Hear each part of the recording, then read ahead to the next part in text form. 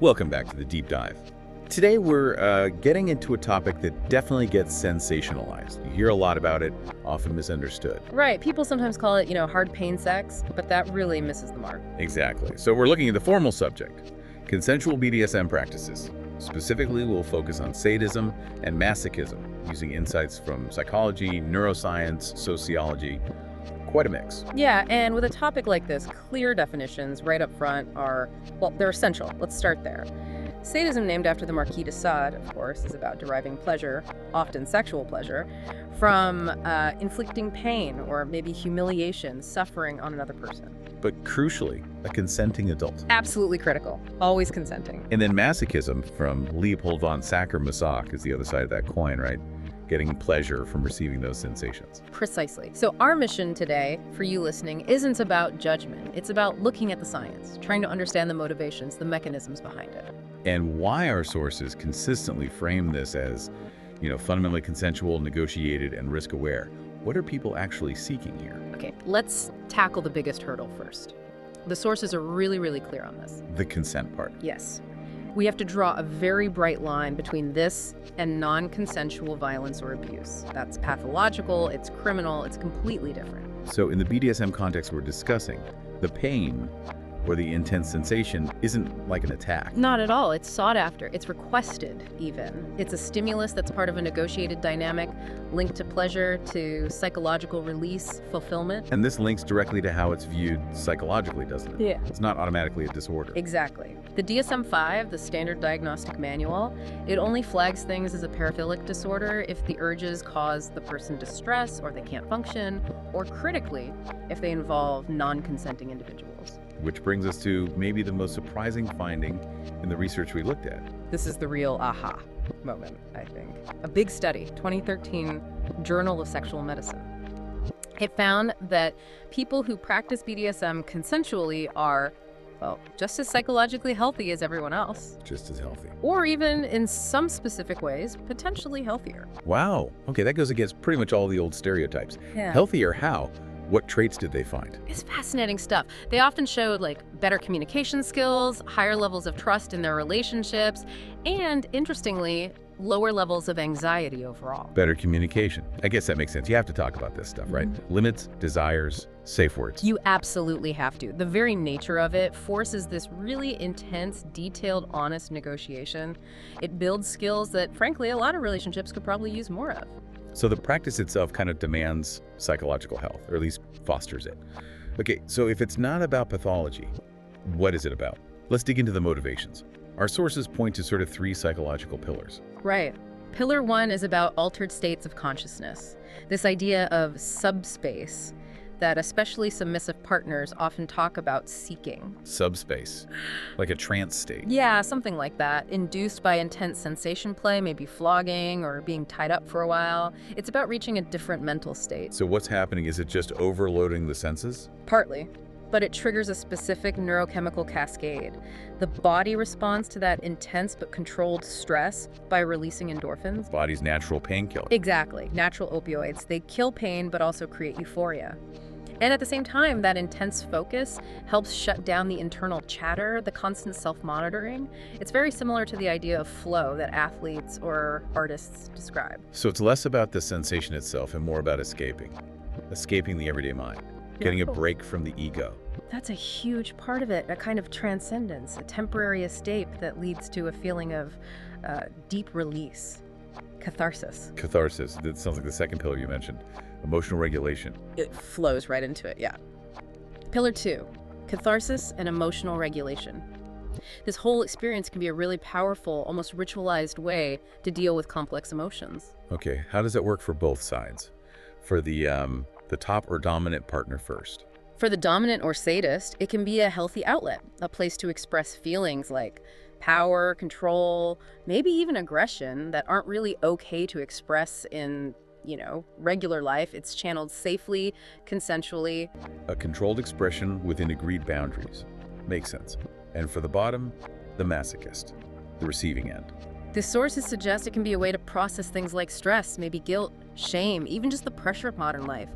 The focused sensation acts as a powerful distraction from internal worries. Some described it as a kind of symbolic cleansing, like deserved pain leading to a reset. Exactly. That idea comes up a lot. And it's not just the sensation, it's the whole ritual, including the aftercare, the comfort, the reassurance afterwards that reinforces this positive emotional reset. So you create a sort of controlled chaos to manage the uncontrolled chaos outside. That's a good way to put it. Which leads us right into pillar 3, trust and the power exchange itself. For a lot of people, this dynamic, the give and take of control, is actually more important than the physical sensations. Why is giving up control so appealing? Especially, in a world that demands constant decision-making. Well, because of that demand? Maybe. For the submissive, temporarily handing over all that responsibility, all the choices to someone they deeply trust, it can be incredibly liberating, like a mental vacation. Imagine being a CEO making huge decisions all week. Exactly. Then for a few hours, you don't have to decide anything. It's relief.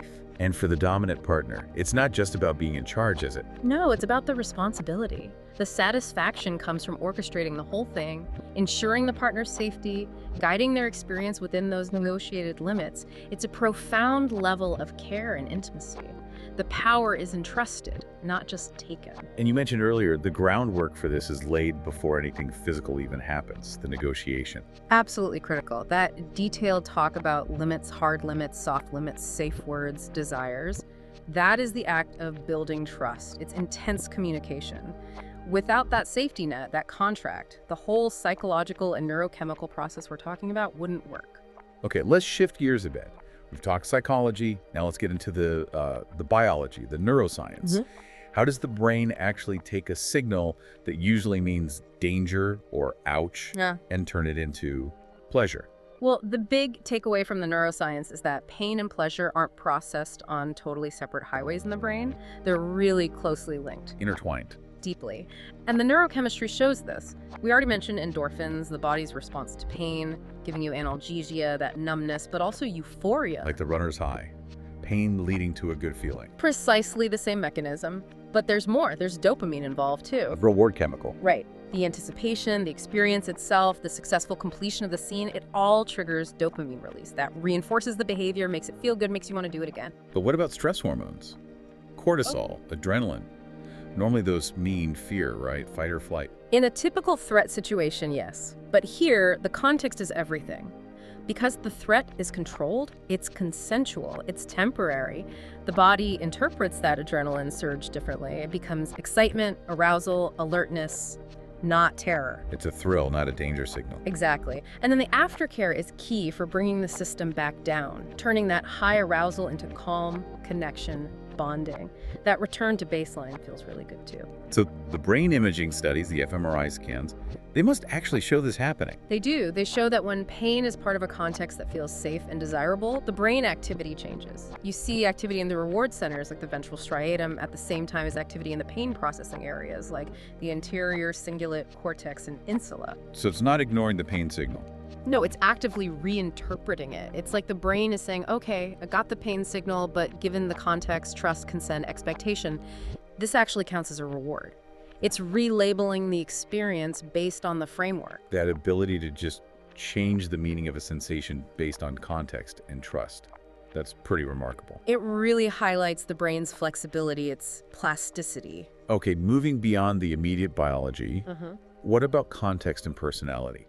Why are some people drawn to this more than others? You mentioned conditioning earlier. Yeah, the sources talk about how early experiences can link arousal with certain sensations or power dynamics.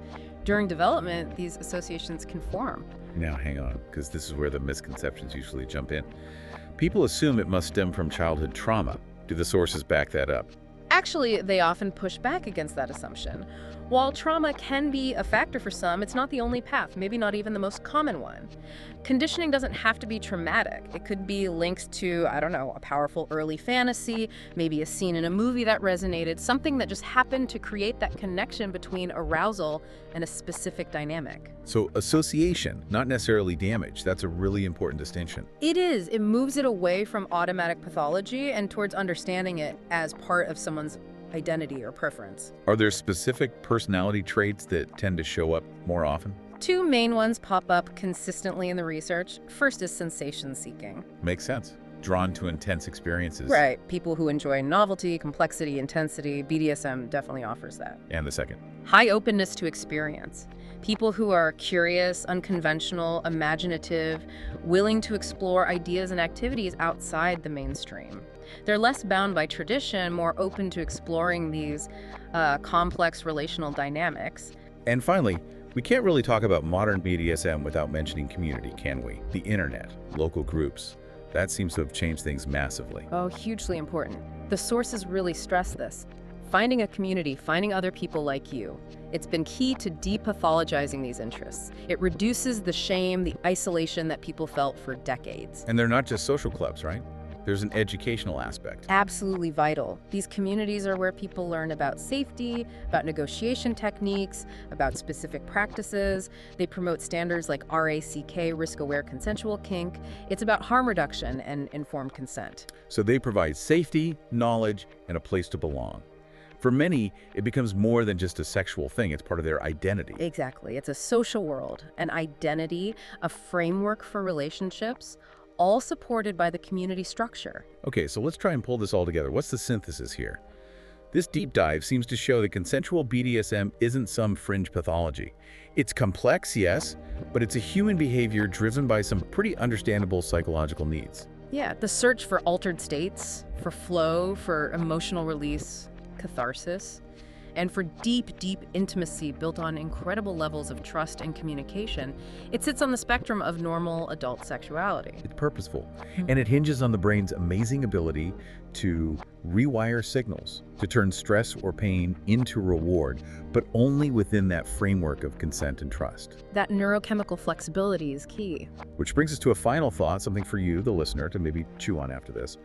We saw how the brain can turn controlled physical pain into something euphoric, just based on trust and clear boundaries. So the question becomes, what does that tell us about our own minds?